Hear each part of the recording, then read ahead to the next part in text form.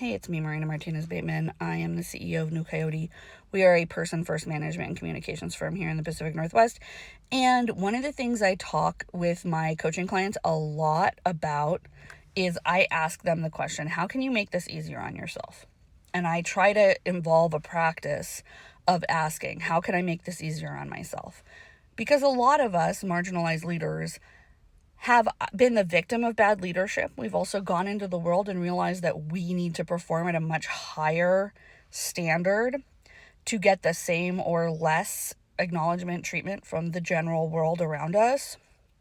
And we start very, very young having this extremely high standard for our behavior, which is not bad.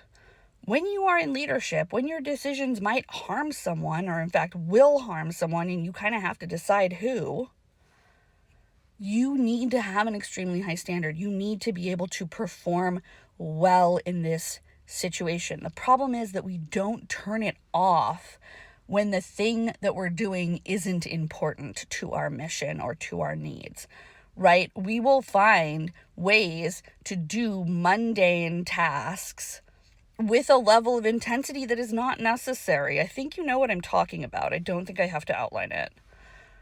But we've been called intense, we've been called type A, we've been called exacting, and there are places where that is good because it means that we're not going to fuck it up.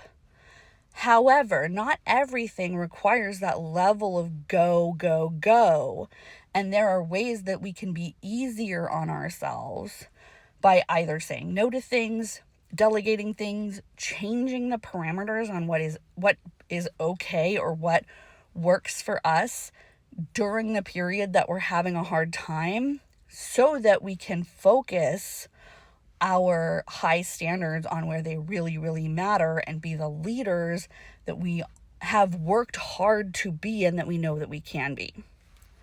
All right, see you later.